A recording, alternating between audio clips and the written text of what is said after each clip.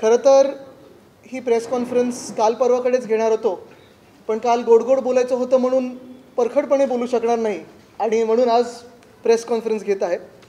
आपल्याला आठवत असेल परवाकडे जेव्हा मी प्रेस कॉन्फरन्स घेऊन BMCच्या रस्त्यांच्या कामांमध्ये कसा घोटाळा होतोय, म्हणजे स्कॅम, सेटिंग आणि स्केल ह्याच्यात कुठे गफलत होते हे आपल्यासमोर आणून दाखवल्यानंतर खरं तर BMCनी त्वरित ते कॉन्ट्रॅक्ट सगळे किंवा टेंडर सगळे रद्द करायला पाहिजे होते आणि जी सत्य परिस्थिती आहे त्याला मान्य करून पुन्हा एकदा वेगळे कॉन्ट्रॅक्ट आणि नियमाप्रमाणे कॉन्ट्रॅक्ट बनवणं गरजेचं होतं किंवा जे काही टेंडर्स वगैरे असतात ते. पण तसं न करता लगेच 3-4 PROs बसवून एक प्रेस नोट काढली त्यांनी आणि ती प्रेस नोट आपण पण वाचली असेल, मी पण वाचली. ती प्रेस नोट खरं कोणालाही पटणारी नव्हती आणि म्हणून त्याच अनुषंगाने आज मी जे म्युन्सिपल कमिशनर आहेत, जे प्रशासक आहेत, त्यांना आज पत्र लिहित आहे. थोड्याच वेळात ते पत्र त्यांच्याकडे पोचेल. त्यांना पत्र लिहिण्याचं कारण हेच आहे, कुठेही वैयक्तिक नाही, त्यांच्यावर स्वतःवर नाही, पण BMC आत्ता जिथे महापौर नाही आहे, जिथे स्टँडिंग कमिटी नाही आहे, जिथे कुठच्याही कमिटीज नाही आहेत, जिथे जनरल बॉडी नाही आहे, लोकप्रतिनिधी नाही आहेत, तिथे प्रशासकाची ती जबाबदारी असते आणि प्रशासक हे आदेश राज्य सरकारकडून घेतात, म्हणजे ह्या घटना बाह्य मुख्यमंत्र्यांकडून घेतात. आता ह्याच्यात जे माझे मूळ 10 प्रश्न आहेत जे आज मी त्यांच्यासमोर ठेवत आहे, कारण त्यांच्याकडून जी प्रेस नोट आली आपण पण बघितलं असेल, कुठेही स्केलबद्दल उत्तर नाही, कुठेही स्कॅमबद्दल उत्तर नाही, कुठेही सेटिंगबद्दल उत्तर नाही, म्हणजे कार्टलायझेशन होतं आहे का ह्याच्यावर उत्तर आलेलं नाही आहे. 400 किलोमीटरचे रस्ते, 397 किलोमीटरचे रस्ते हे होणार कसे, कुठेही उत्तर आलेलं नाही आहे. उत्तर कशात आलं आहे की आम्ही CCTV लावू, आम्ही अमुक करू, आम्ही तमुक करू, ह्यांची कमिटी नेमू, त्यांची कमिटी नेमू. हे सगळं कधी होतं, जेव्हा रस्त्याची कामं सुरू होतात तेव्हा. पण तुम्ही जेव्हा मुंबईकरांचा पैसा वापरून हे रस्ते एका वेगळ्या पद्धतीने तुम्ही बांधण्याचा प्रयत्न करतात, त्याच्यात माझे 10 पुढचे मुद्दे आलेले आहेत आणि त्याची उत्तरं देखील आज त्यांनी मला द्यावीत. पहिला मुद्दा हाच येतो, पहिला प्रश्न हाच येतो की हे साधारणपणे 400 किलोमीटरचे जे रस्ते आहेत हे प्रपोज कोणी केलेत, हे सांगितलेत कोणी की हे तुम्हाला रस्ते करायचे आहेत. कारण एरवीची पद्धत अशी आहे की नगरसेवक असतील, स्थानिक लोकप्रतिनिधी असतील, आमदार, खासदार, नगरसेवक वगैरे, मूळ हक्क नगरसेवकांचा असतो. ते तिकडच्या वॉर्ड ऑफिसमध्ये असेल, त्यांच्या तिकडच्या स्थानिक कमिटीमध्ये असेल, तिथून प्रभाग समितीमध्ये येतं आणि ते सगळे रस्ते जे असतात ते ह्या रोड्स डिपार्टमेंटला येतं, रोड्स अँड ब्रिजेस डिपार्टमेंटला येतं. ते रस्ते आहेत आत्ता 400 किलोमीटरचे, हे एकंदर कोणी सजेस्ट केलेले आहेत, कोणी सांगितले, सूचना दिलेत की हा रस्ता घ्या, हा रस्ता घ्या. काही अक्षरशः छोट्या गल्ल्या आहेत, एकदम बारीक गल्ल्या आहेत, जिथे आत्तापर्यंत वर्षानुवर्ष व्हाईट टॉपिंग पण नाही तर ॲस्फॉल्टचा वापर आपण करायचो. आणि जसं त्या दिवशी मी सांगितलं की पेडर रोड असेल किंवा मरीन ड्राईव्ह असेल, हे दोन्ही महत्त्वाचे रस्ते देखील अजूनही आपले ॲस्फॉल्ट मॅस्टिकचे आहेत, 10 वर्षापूर्वी केलेले आणि नीट आहे. जसं इतर शहरांमध्ये होतं की कुठचाही रस्ता व्हाईट टॉपिंग केला जातो किंवा कॉन्क्रीट केला जातो, तसं मुंबईत होऊ शकत नाही. कारण मुंबईत आपल्या जमिनीखालती, म्हणजे आपल्या रस्त्यांच्या खालती 42 युटिलिटीज आहेत, वॉटर मेन्स आहेत, स्टॉर्म वॉटर ड्रेन्स आहेत, गटारा आहेत. हे सगळं सांभाळून हे रस्ते तुम्ही बनवणार कसे, डक्टिंग होणार कसं, तर हे रस्ते पहिले सुचवले कोणी, हा माझा पहिला प्रश्न आहे. हा प्रश्न आहे की एखाद्या लोकशाहीमध्ये असे रस्ते, म्हणजे एवढं मोठं काम, 400 किलोमीटरचे रस्ते मुंबईसारख्या शहरामध्ये, 6000 कोटीचं काम, हे का प्रशासकांनी मंजुरी देणं, म्हणजे स्वतःच प्रपोज करणं आणि स्वतःच अप्रूव्ह करणं, हे कितपत योग्य आहे? म्हणजे तुम्ही विचार करा, कोणी या हाताने सही करतोय प्रपोज करायला आणि ह्या हाताने एक्सेप्ट करतोय सही करायला. म्हणजे मूळ पद्धतीच चुकलेली आहे की आत्ता कोविड नाही आहे, म्हणजे कोविड जरी आकडे काही कंट्रोलमध्ये असले तरी इमर्जन्सी नाही आहे, कुठेही लॉकडाऊन नाही आहे, जसं मागच्या 2 वर्षात होती. आता निवडणुका होणं गरजेचं आहेत, कधीही येऊ शकतात. आणि मग अशा परिस्थितीमध्ये एवढी मोठी संख्या रस्त्यांची आणि एवढा मोठा फंड हा अप्रूव्ह करणं, हा मान्य करणं लोकशाहीमध्ये किती उचित राहील, जिथे आत्ता लोकप्रतिनिधी नाही आहेत. नाहीतर प्रत्येक वेळी आपल्याला माहिती आहे की स्टँडिंग कमिटी असेल, जनरल बॉडी असेल, प्रत्येक पक्षाचा व्यक्ती तिथे असतो, रिप्रेझेंटेशन सगळ्यांचं असतं, पारदर्शकपणे ही सगळी कामं होत असतात. पहिल्यांदा आपल्याला असं दिसतं की एवढ्या मोठ्या संख्येत कामं होताना हे कुठेही लोकप्रतिनिधींना विचारलं जात नाही आहे. हा खरं तिकडच्या आमच्या मुंबईच्या सगळ्या नगरसेवकांचा अपमान आहे, प्रत्येक पक्षाच्या नगरसेवकाचा अपमान आहे. हे त्यांना पटणारं आहे का? तिसरी गोष्ट म्हणजे 6500 कोटी, 6080 कोटी साधारणपणे हे जे आता फंड डायव्हर्ट केलं जातं आहे, 1700 कोटीचं जे ब्युटिफिकेशनसाठी आहे, त्या घोटाळ्यात देखील आम्ही जाणार आहोत, कारण ते सगळे कागदपत्र आमच्या हाती आलेले आहेत. पण हे 6000 कोटी बजेटमध्ये कसे दाखवणार? कुठच्या फंडातून तुम्ही डायव्हर्ट केलेले 6000 कोटी आहेत? कारण साधारणपणे जर आपण बघितलं, जे बजेटचं पुस्तक असतं प्रत्येक गोष्टीसाठी वेगळं बजेट मान्य केलं जातं. मग काही काही वेळा आपण बघतो गटारांसाठी असेल, रस्त्यांसाठी असेल, वस्त्यांसाठी असेल, सोशल वर्कसाठी असेल, डिस्पेन्सरीजसाठी असेल. जसं आत्ता आपण बघत असाल हिंदुराज सम्राट बाळासाहेब ठाकरे आपला दवाखाना हा आमच्या काळी शिवसेनेच्या काळी मान्य झालेला प्रकल्प होता. उद्धव साहेबांचं स्वप्न होतं. फोटो घटनाबाह्य मुख्यमंत्री आणि उपमुख्यमंत्री लावतात. ठीक आहे, त्याच्यावर मला काही जायचं नाही आहे. पण तरी ते जरी असलं तरी तुम्ही कुठच्या स्कीममधून एवढा मोठा पैसा डायव्हर्ट करणार आणि इथे दाखवणार, तुम्ही बजेटमध्ये कसं दाखवणार आहात. चौथी गोष्ट सगळ्यात महत्त्वाची हीच राहते की हे सगळे जे 400 किलोमीटरचे जे रस्ते आहेत, 6000 कोटीचं काम आहे, त्याला तुम्ही टाईमलाईन काही दिली आहे का? कारण त्यांच्या प्रेस नोटमध्ये कुठेही टाईमलाईन दिसत नाही आहे. आपल्याला आठवत असेल आत्ताच्या अधिवेशनात जेव्हा काही मला वाटतं भाजपच्याच आमदारांनी प्रश्न विचारले की जी मार्च 2022मधली कामं आहेत ती अर्धवट राहिलेली आहेत, कधी पूर्ण होणार, तेव्हा मुख्यमंत्र्यांचं रिटर्न उत्तर आहे, लेखी उत्तर आहे की त्याला कालावधी साधारण पावसाळा सोडला तर 18 ते 24 महिन्यांचा असतो. म्हणजे 3 वर्ष सरासरी या कामांना पूर्ण करायला लागणार आहेत. जर मार्च 2022ची 2500 कोटीची जी कामं असतील त्याच्यात ॲस्फॉल्ट मॅस्टिक पण आहे, व्हाईट टॉपिंग पण आहे, कॉन्क्रिटीकरण आहे, सगळं जर मिळवलं ह्याला 3 वर्ष सरासरी लागणार असतील तर ह्या 400 किलोमीटरच्या कामांना किती वर्ष लागणार. आणि म्हणून त्या दिवशी जो मी प्रश्न विचारला की तुम्ही 3 ते 4 वर्षाचे टेंडर हे एकाच वेळी काढत तर नाही येत ना, साधारण 5 ते 6 वर्षाचं काम हे एकाच वेळी सुरू करत नाहीत ना, ह्याच्यातून गोंधळ किती होणार आहे. म्हणजे एक फायनान्शियल क्रायसिस होणार ती वेगळी, पण दुसऱ्या बाजूला जो काही केओस होणार आहे ट्रॅफिकचा, आता मेट्रोची कामं आहेत, ब्रिजेसची कामं सुरू आहेत, कॉन्क्रिटीकरण करताना तुम्हाला साधारण 50 ते 100 मीटरचं स्ट्रेच एवढीच परवानगी ट्रॅफिक पोलीस देत असतात. आणि ते होत असताना कॉन्क्रीट क्युअर व्हायला 15 दिवस लागतात, 14 ते 15 दिवस लागतात. म्हणजे प्रत्येक स्टेजसाठी तुम्हाला 15-15 दिवस तुम्ही मोजा आता किती दिवस लागणार आहेत. ह्याच्यासाठी ट्रॅफिक पोलीसचे NOCs तुम्ही घेतले आहेत का? 42 युटिलिटीज बोलला आहेत का? त्यांना काही पत्र पाठवले का? कुठेही मला काही केलेलं दिसत नाही आहे.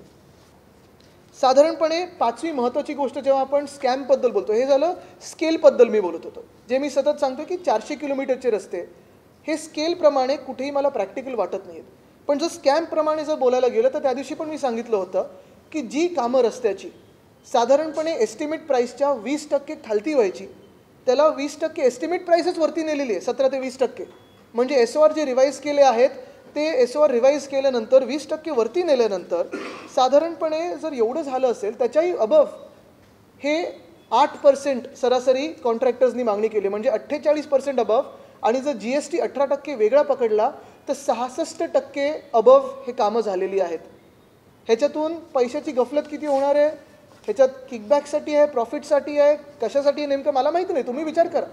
पण 66%हून जास्ती म्हणजे एक रस्ता 1 किलोमीटरचा जो ह्या मुंबईमध्ये आत्तापर्यंत 1 किलोमीटर 10 कोटीला व्हायचा तो आता 17 कोटीला होणार आहे.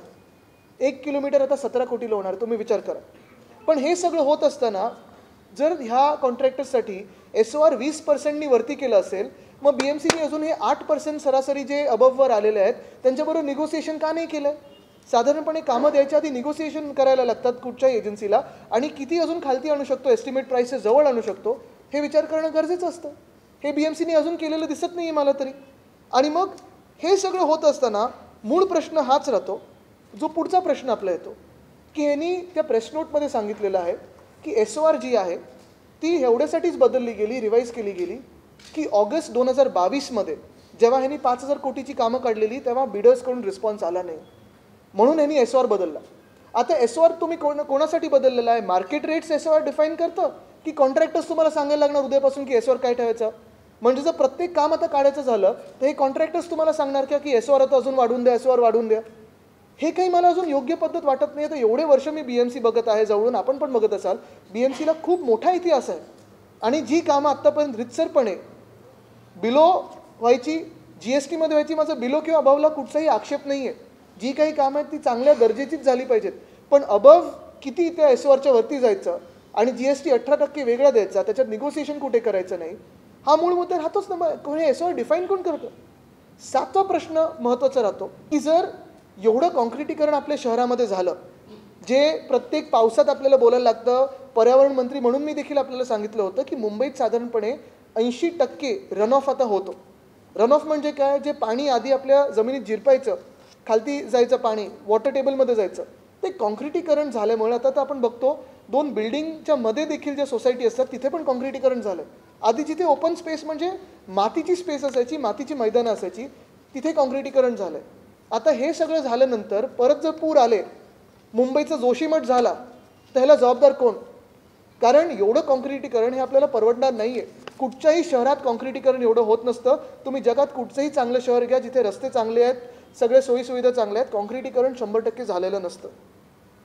8वी गोष्ट खूप महत्त्वाची आहे की हे सगळं करत असताना आपल्याला आठवत असेल त्या प्रेस नोटमध्ये दिलं आहे की साधारणपणे स्ट्रेस या BMCचा किंवा जास्ती हायलाईट हा कॉन्ट्रॅक्टर्सच्या नॅशनल एक्सपिरियन्सवर होता. नॅशनल एक्सपिरियन्स म्हणजे देशात कुठे कुठे कामं केलेत आणि ग्रीनफील्ड हा त्यांनी शब्द वापरला. ग्रीनफील्ड म्हणजे काय की जेव्हा आपण मोठे हायवे करत असतो 200-300 किलोमीटरची किंवा जास्ती असेल. आता या हायवे बनवत असताना शहरांमधून कधीही हायवे जात नाहीत. एक तर एलिव्हेटेड रोड्सनी वरतून जातात, बाहेरून जातात, पण जास्तीत जास्त हायवे हे ग्रीनफील्ड असतात. म्हणजे खालती जमिनीच्या खालती कधी युटिलिटी नसते, झाडांची कत्तल केली जाते, कसंही खोदून पुढे जातात, पण 100-100, 150-150 किलोमीटरची कामं हे एका दिवसात 2 दिवसात वगैरे करत असतात. 50 किलोमीटरची कामं एका दिवसात करत असतात.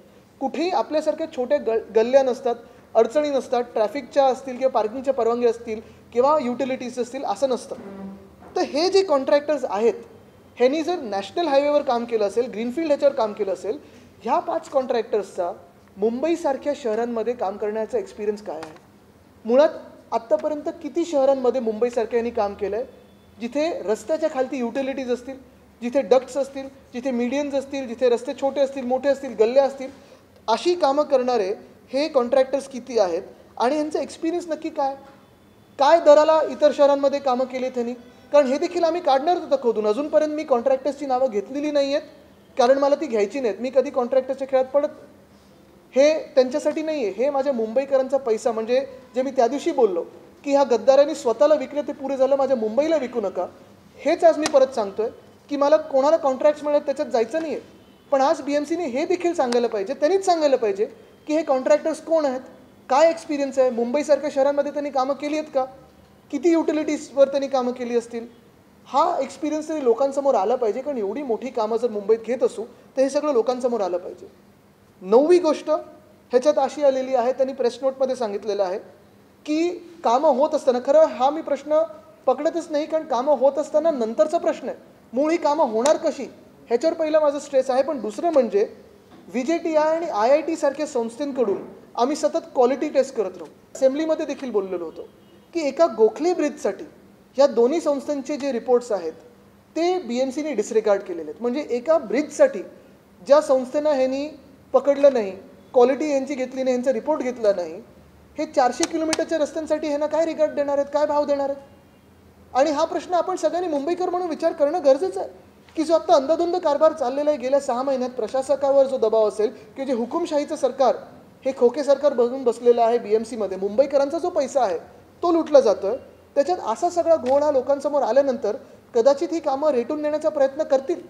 पण तरी देखील मी आज इथे उपस्थित करते हा प्रश्न की 400 किलोमीटरचे रस्ते किती वेळ लागेल, कसं होणार, किती वर्षाची ही कामं आहेत, 6,500 कोटी कुठून आणणार, कसे दाखवणार हे पैसे आणि कोणाला दिले जाणार, हे कॉन्ट्रॅक्टर्स नक्की कोण आहेत हे लोकांसमोर आले पाहिजे. आणि महत्त्वाची 10वी गोष्ट म्हणजे हे जे कार्टलायझेशन, त्या दिवशी देखील मी आपल्याला दाखवलं, हे कार्टलायझेशन जे आहे, आता ह्याच्यात अजूनही मी कॉन्ट्रॅक्टर ABCD वगैरे दिलेलं आहे, अजूनही कॉन्ट्रॅक्टरची नावं दिली नाही आहेत, ही तुमच्याकडे देखील आली असेल, त्या दिवशी मी प्रेस नोट म्हणून पाठवलेलं.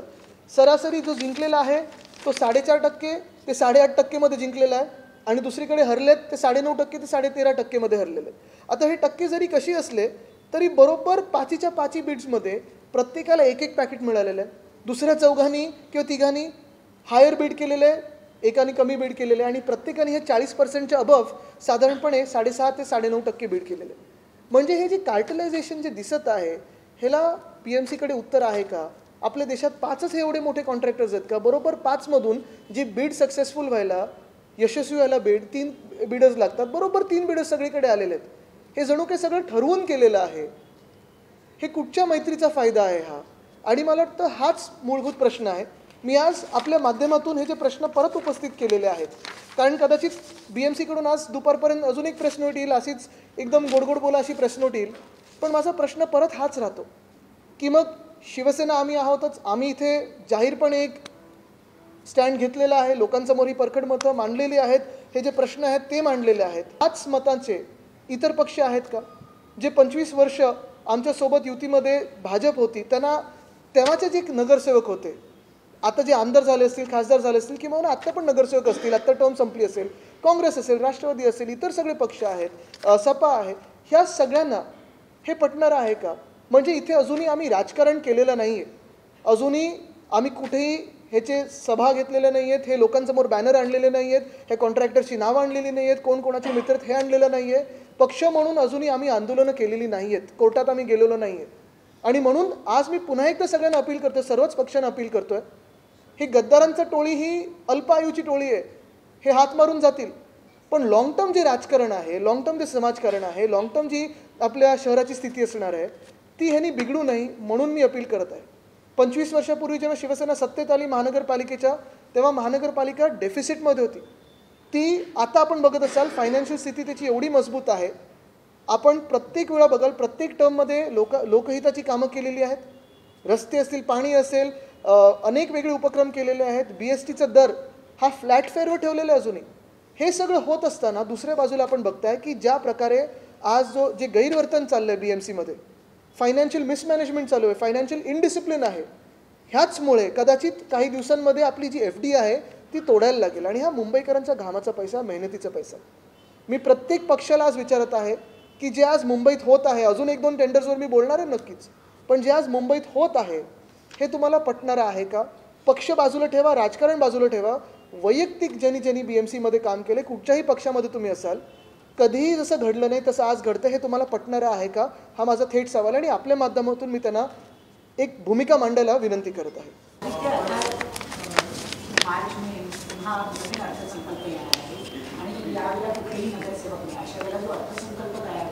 त्याला अर्थ काय राहणार?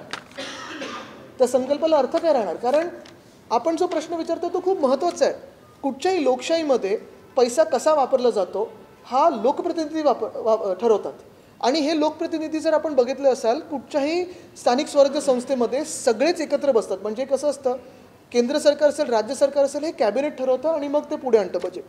हे जे बजेट असतं ते स्टँडिंग कमिटीमध्ये मंजूर केलं जातं आणि जनरल बॉडीमध्ये जातं. स्टँडिंग कमिटीमध्ये देखील प्रत्येक पक्षाची व्यक्ती असते आणि जनरल बॉडीमध्ये पण प्रत्येक पक्षाची व्यक्ती असते. मग हे जे मार्चमध्ये बजेट येणारं आहे ते निवडणुकीसाठी थांबायला नको का? हां, जी इमर्जन्सी कामं असतील ती नक्की करणं गरजेचं आहे, कारण ते शहर चालू ठेवणं गरजेचं असतं. पण जे नवीन प्रस्ताव असतं, जसं आता ब्युटिफिकेशनचं, अनेक ठिकाणी ते डॉक्युमेंटेशन आता आम्ही पूर्ण करत आलेलो आहोत.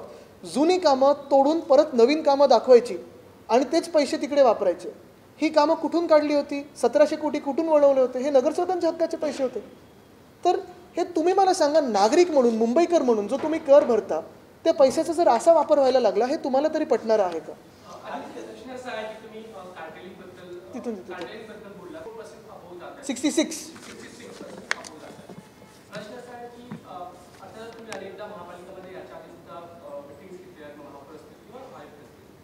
असे काही कॉन्ट्रॅक्टर्स तुमच्या संपर्कात आहेत का ज्यांना तुम्ही सजेस्ट करू शकाल की यांना पुढे घेतलं पाहिजे आणि चांगले रस्ते बनवतात आणि यांचा अनुभव महापालिकेसोबत चांगला राहिलेला आहे आणि असं एक सुद्धा कॉन्ट्रॅक्टर माझ्या कोणी टचमध्ये नाही. कारण मुळात मी कॉन्ट्रॅक्टर्सना मीटिंगमध्ये बोलवायचंच नाही. आपण सगळे मीटिंगमध्ये असायच्यात, सगळे अधिकारी असायचे, लोकप्रतिनिधी असायचे आणि माझं काम एवढंच होतं की इथून इथे रस्ता झाला पाहिजे.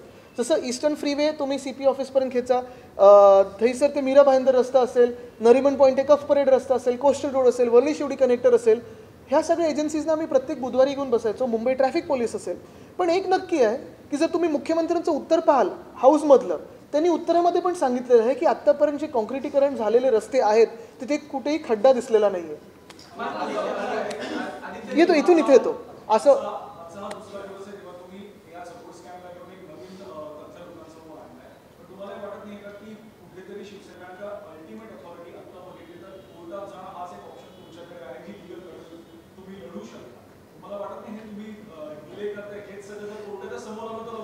नाही, एक संधी आम्ही देत होतो, कारण कुठेतरी लाज वाटून की एवढं सगळं जग जाहीर झाल्यानंतर लाज वाटून ह्यांनी तरी मागे येणं गरजेचं होतं, टेंडर स्क्रॅप करणं गरजेचं होतं. शेवटची लाईन अजूनही अशी आहे की बीड इज अंडर स्क्रुटिनी. म्हणजे त्यांना पण माहिती कुठेतरी गफलत होते, कुठेतरी घोळ होत आहे. आणि हे जर सत्य असेल तर त्यांनी या 3 गोष्टींवर उत्तर द्यावं. स्केल तुम्ही मॅनेज कशी करणार? मी आज जे प्रश्न विचारलेले आहेत, हा स्कॅम आहे का? म्हणजे तुम्ही 20% जे बिलो काम करायचे त्यांना एसओवर वाढवून 40%ची हाईक दिली. ठीक आहे, 40%ची हाईक एसओवर प्रमाणे तरी मी समजू शकतो. त्याच्यावर तुम्ही 8% बिडिंग करायला देताय लोएस्ट बिडरला. हे कसं शक्य आहे? आणि तिसरी गोष्ट जे म्हणजे कार्टलायझेशन झालेलं आहे, स्कॅम आणि कार्टलायझेशनमध्ये मी थोडं अंतर असं करेन की कार्टलायझेशनमध्ये बरोबर 5 कंपन्यांना 5 कॉन्ट्रॅक्ट मिळालेत. कुठेही एका कंपनीला 2 नाही मिळालेत, 3 नाही मिळालेत. कुठे एका कंपनीला असं नाही झालं की 1 सुद्धा मिळालं नाही आहे. म्हणजे जर आज तुम्ही एके ठिकाणी 3% अबव करताय तर दुसऱ्या ठिकाणी तुम्ही डायरेक्ट 8% अबव करताय बीडमध्ये. तिथे 4% अबवला काम नाही करू शकत. आणि म्हणून जसं मी सांगितलं ना की एवढं सगळं जगजाहीर हा घोळ लोकांसमोर आल्यानंतर हे एवढी घाई कशासाठी आहे? 400 किलोमीटरचे रस्ते तुमचे 2 महिन्यात बनणार आहेत का? एकतर पहिली गोष्ट अशी आहे की अजूनही वर्क ऑर्डर दिलेल्या नाही आहेत. आणि म्हणून मी कॉन्ट्रॅक्टरची नावं घेत नाही, ती त्यांनी BMCने आज सांगावी कोण कॉन्ट्रॅक्टर्स आहेत. पण वर्क ऑर्डर दिल्यानंतर परवानग्या हातात येण्यापर्यंत फेब्रुवारी उजाडेल. फेब्रुवारी ते 31 मे तुम्ही कामं करू शकणार आहेत का? हे सगळे जे टेंडर्स असतात ते सप्टेंबरमध्ये फायनल होतात, ते ऑक्टोबरमध्ये 1 ऑक्टोबरला कामं सुरू होतात त्याची. हे काम असं कसं चालणार? नाही, मी असं करून परत येतो इथे. मला वाटतं त्याच्यावर मी थोडं त्यांची ट्रिप होऊन जाऊ द्या, मन मोकळेपणे त्यांना फिरू द्या तिथे, मग आपण बोलू.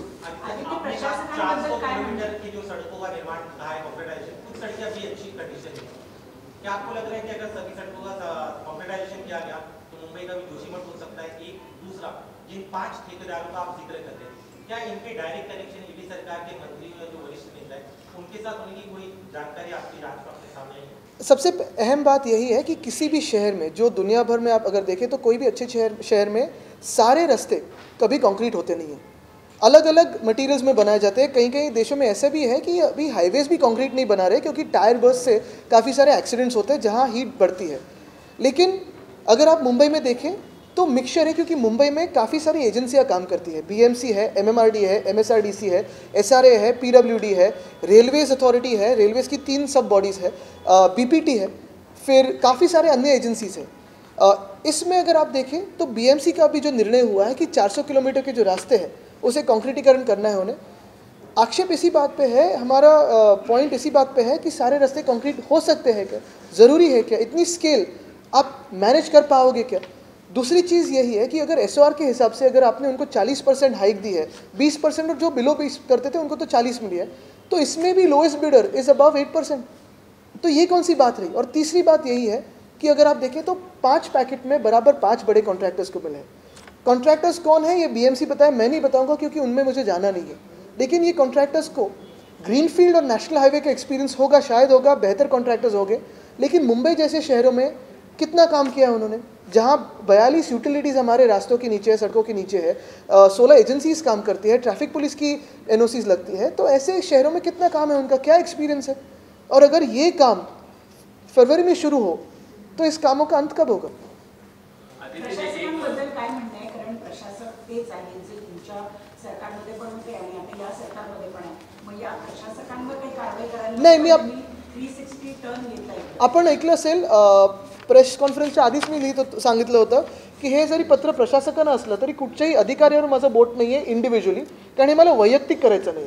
आज महापालिकेचा जो भोंगळ कारभार सुरू आहे, तिथे जी लूट सुरू आहे या खोके सरकारमधून, प्रशासकावर दबाव कोणाचा आहे मला माहिती नाही. जे दसरा मेळाव्याच्या वेळी असेल, ऋतुजाताईंच्या वेळी असेल, कोर्टाने ज्यांना दाखवायचा होता रस्ता तो दाखवलेला आहे, त्यांच्यावर जे काही ताशेरे ओढायचे होते ते दाखवलेले आहे. पण महत्त्वाची गोष्ट हीच राहते की आज तरी प्रशासक असतील आणि सगळा जो कारभार असेल, थोडं तरी लाच दाखवून हे टेंडर रद्द करावे आणि लोकांसमोर जे सत्य आहे ते आणावं. जे मी 10 प्रश्न दिले आहेत त्याचे उत्तर द्यावी.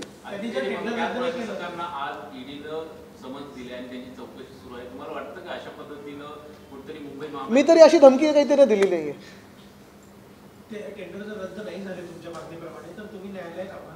आता पहिली गोष्ट ही आहे की हा नंतरचा प्रश्न आहे. जसं मी सांगितलं की आता एवढं सगळं ठळकपणे मी तुमच्यासमोर आणल्यानंतर तरी हे रेटून देणार आहेत का?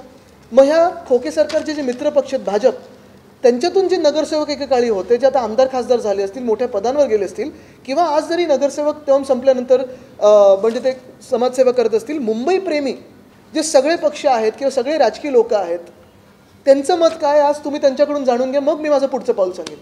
आदित्यजी, एका बाजूला आता पंतप्रधान नरेंद्र मोदी मुंबईच्या दौऱ्यावर अनेक विकास कामांचं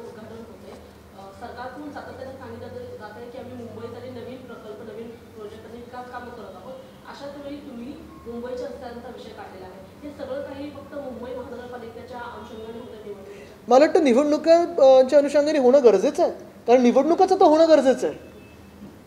निवडणुकाचं तर होणं गरजेचं आहे. आणि हेच मी पुन्हा सांगेन की आता निवडणुका ह्या किती दिवस पेंडिंग ठेवणार आहे ना. निवडणूक घेण्याची हिंमत नाही यांच्यात. मुंबई आहे, नवी मुंबई आहे, ठाणे आहे, कोल्हापूर आहे, सोलापूर आहे, नाशिक आहे, नागपूर आहे, संभाजीनगर आहे, वसई विरार आहे. अनेक असे महानगरपालिका आहेत जिथे निवडणुका होणं आता लॉंग ड्यू आहे आणि तिथे लोकप्रतिनिधी नाही आहेत. खरं तर आपण बघत असाल DPCमध्ये पण मुंबईत मी 2 वर्षात नगरसेवकांसाठी एक वेगळा दिवस ठेवायचो आणि त्यांचं म्हणणं ऐकून घ्यायचं सगळ्या पक्षांचं. जे नगरसेवक तिथे रिप्रेझेंटेटिव्ह म्हणून येतात, कारण नगरसेवक हे खूप महत्त्वाचे असतात. मुंबईत नगरसेवकांचा वाढ हा खूप मोठा असतो, त्यांचा रोल हा खूप महत्त्वाचा असतो. आणि जर मी आमदार म्हणून पण जर बोलायचं झालं तर अनेक कामं अशी असतात जी स्थानिक पातळीवर नगरसेवकाची असतात, तिथे आम्ही हस्तक्षेप करू नाही शकत.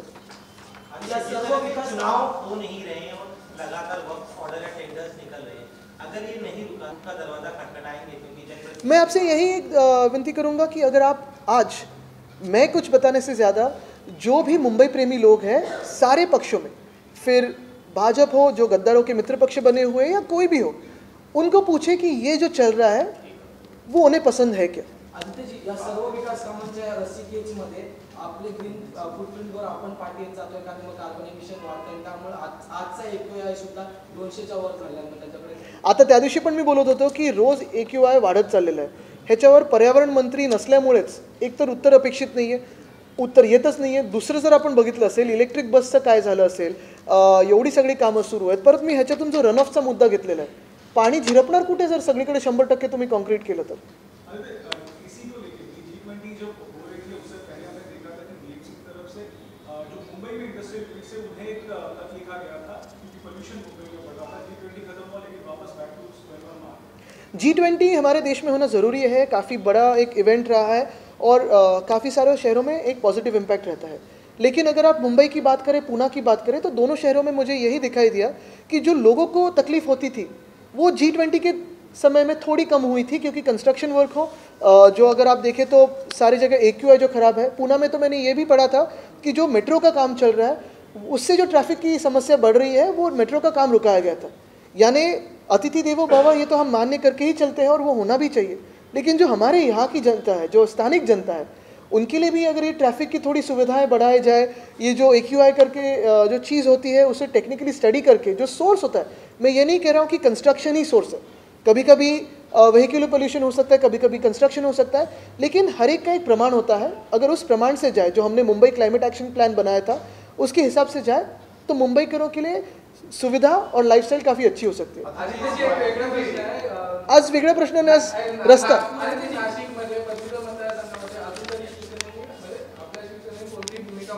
शिवसेना एकच आहे. नाही बघा, एक आहे निवडणुकीबद्दल आत्ता मी बोलणार नाही, कारण मला आपल्या माध्यमातून माझा तरी फोकस लोकांसमोर जो आहे तो ह्या रस्त्यांच्या घोटाळ्यावर ठेवायचा आहे. कारण एक आहे, जसं मी सांगितलं, स्केल, स्कॅम आणि सेटिंग, ह्या 3 गोष्टी लोकांसमोर जाणं गरजेचं आहे. कारण आम्ही सगळे मुंबईकर म्हणून ह्याच्यावर दररोज काम करत असतो आणि आमच्या घामाचा पैसा हे आज लूटमारमध्ये चाललेला आहे. जे निवडणुकीबद्दल आहे, निवडणुकीबद्दल जर बोलायचंच झालं तर चला महानगरपालिकेची निवडणूक घेऊन टाका ना. जे 40 गद्दार आहेत तिथे निवडणुका घ्या, 13 गद्दार खासदार आहेत तिथे निवडणुका घ्या, पण निवडणुका घेण्याची हिंमत नाही आणि नुसतं तिथून पुढे सोडले जातात. एक शेवटचं, मुंबई महानगरपालिकेपुरती मर्यादित आहे. आम्ही शिवसेनेला सांगितलं की काँग्रेस गद्दार आहे, त्यांच्यावर विश्वास ठेवू नका, ते विश्वासघात. नाही, मी त्याच्यात जाऊ नाही शकत, कारण त्या कुठच्याही बैठकीत मी नसतो. मी ह्या कामांमध्ये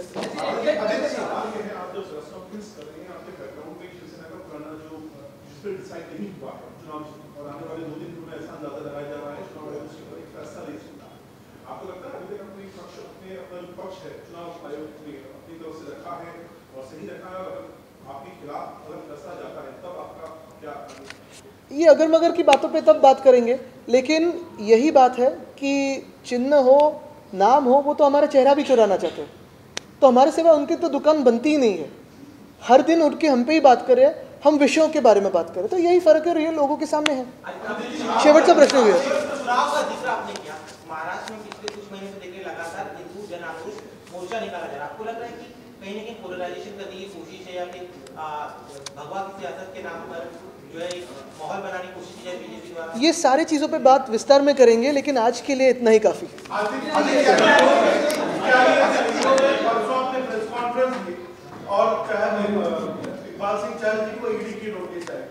आज की प्रेस कॉन्फ्रेंस के बाद भी कुछ हो सकता है शायद। अगर मेरे हाथ में इतनी पावर हो तो मैं उसका गलत इस्तेमाल कभी नहीं करूंगा।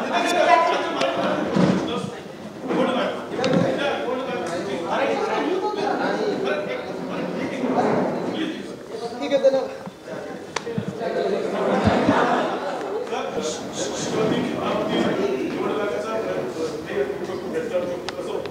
ते सगळं पळवण्याचा प्रयत्न करतात। रोज त्यांचं दुकान आमच्यावरच चाललंय। आम्ही लोकांच्या विषयाबद्दल बोलतोय।